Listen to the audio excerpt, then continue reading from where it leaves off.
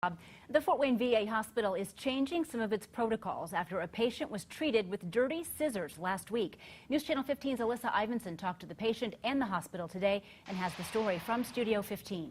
A week ago today, a Marine veteran went to the VA hospital for a checkup when her doctor used medical instruments that had already been used on another patient. The immune suppression that I take once a week. Valerie Stauffer takes a dozen pills a day. She's battling an autoimmune disease called gastroparesis, and she has a feeding tube.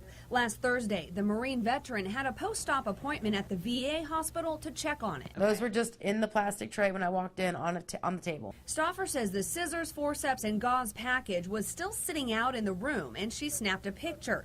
You can see they had been used to take out stitches on another patient.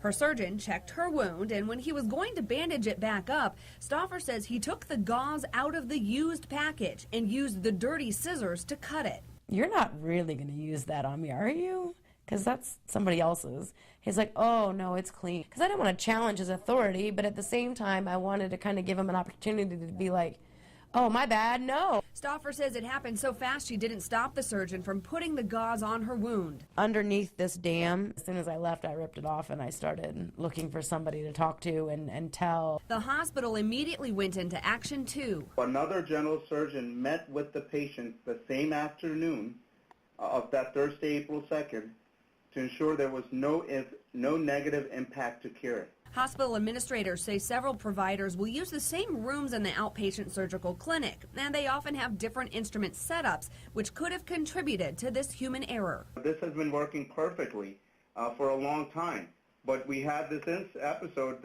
where it was shown that there were some vulnerabilities in our process.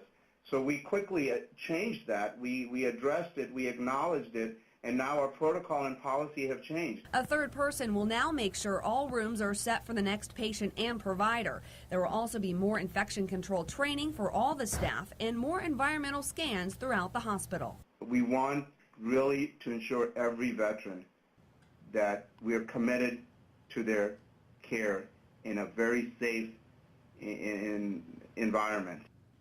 The VA's annual surgical safety event is actually later this month, and the hospital asked Stauffer to share her story there. In Studio 15, Alyssa Ivinson, News Channel 15.